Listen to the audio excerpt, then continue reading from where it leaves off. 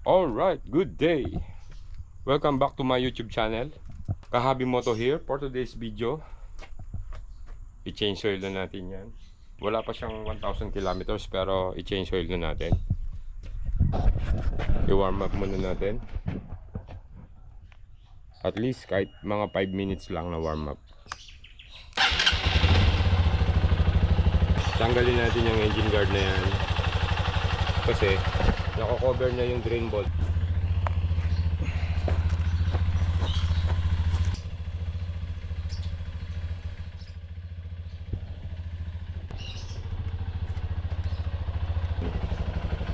Off na natin.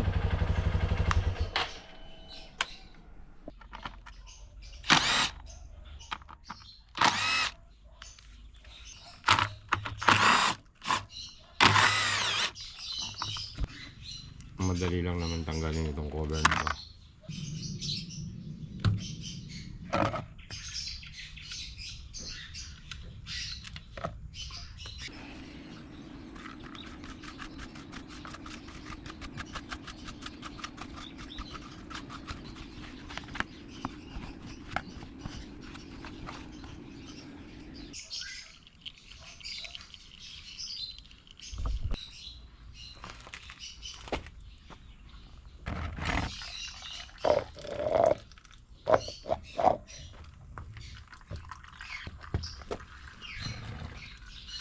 Tanggalin natin itong pil.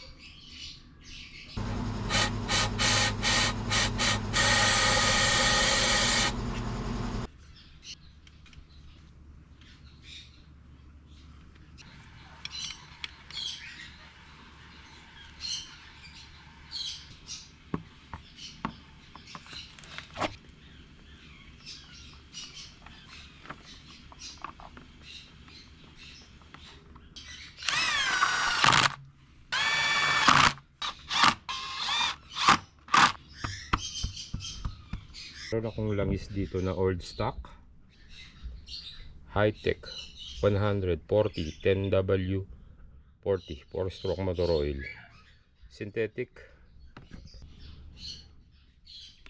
Para sila ito pang scooter na gamit ko na to. Meron siyang konting sobra, mga 200 ml yon. May fake kasi nito, naglipa na sa online ng mga fake na motol. Itong QR code na yan, nai-scan yan kahit yung mga fake. Nabili ko to nung 2024 pa. Date manufactured niya 04/08/2022 pa. Tapos yan yung batch number niya. Kahit yung fake may ganyan. Ito naman pang scooter, ayan, manufactured date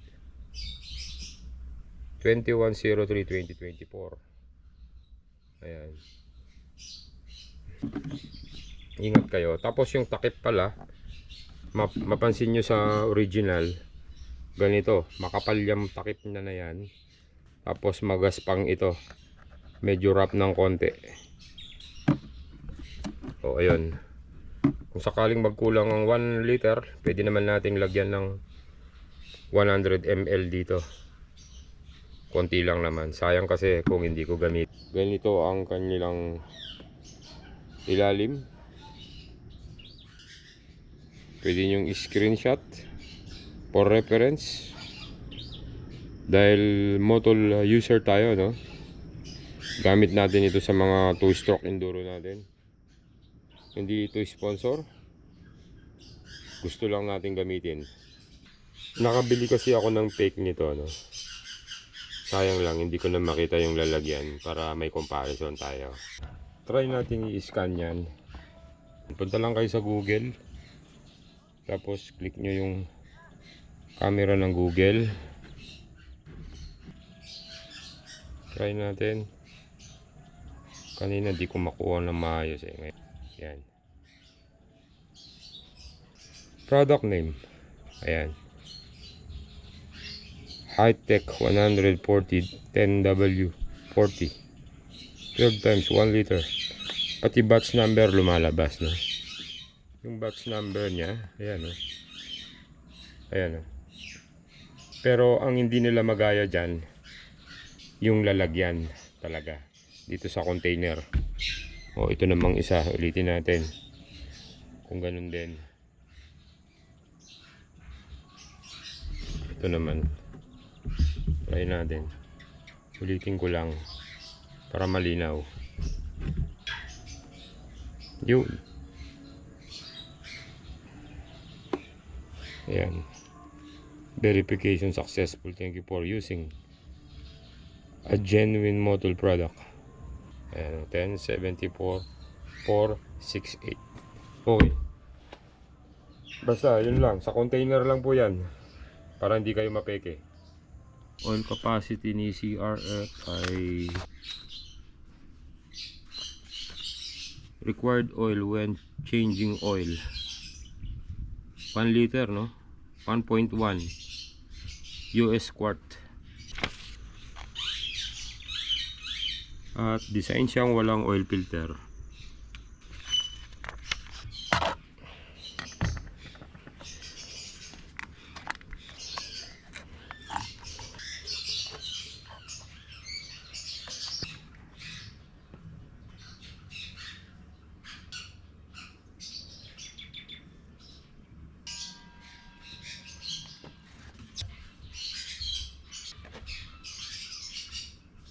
Ngayon, start natin.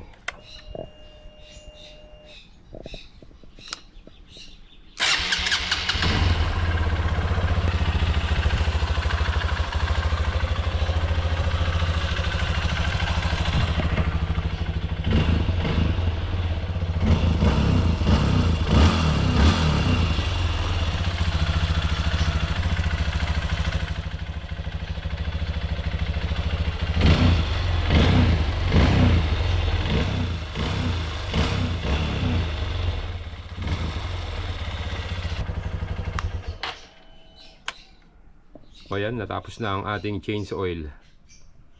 First change oil, hindi dinala sa kasa. Ayan.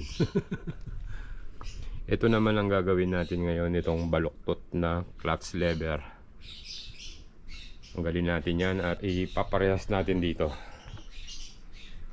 Mamaya na natin tignan yung oil level.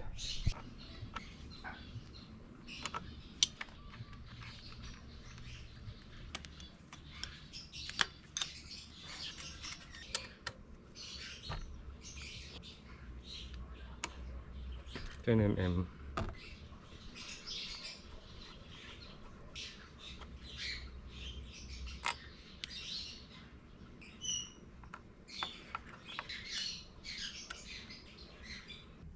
Painitan natin ng konti para hindi siya mabali. Ito lang naman na part na to.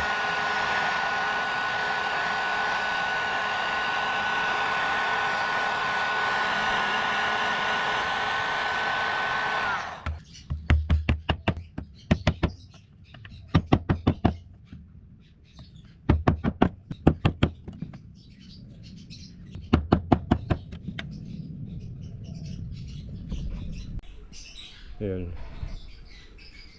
Magkaiba sila ng shape, no? Pero ito lang, itong part na to. Itong dulo na to. Ayan. Same na sila. Tingnan natin.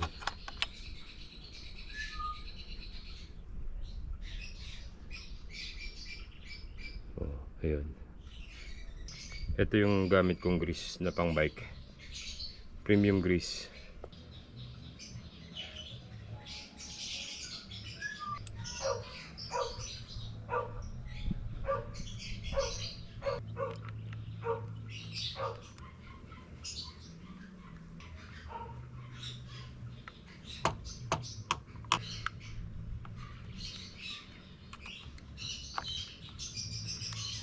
Mali yata.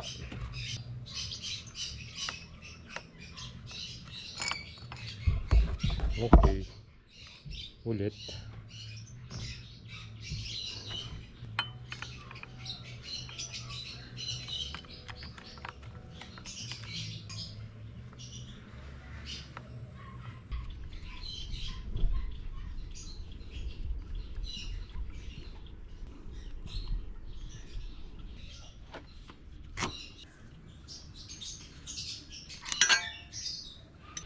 Konting lang.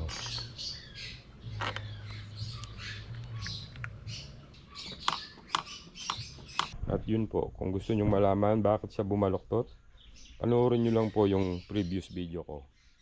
Testingin natin yung switch niya dito, yung safety. Ignition muna natin. Cambio natin. Oh, ayan, nawala yung neutral. Try natin i-start ngayon. Kung i-start. So hindi. Kasi nakakambyo. Meron nga siyang safety switch dito. Dito lang, sa stand wala siya. Ika-clutch mo yan. Andar siya. Try natin. Oh, ang hirap kumawak ng camera. Okay, start ko. Oh, andar siya.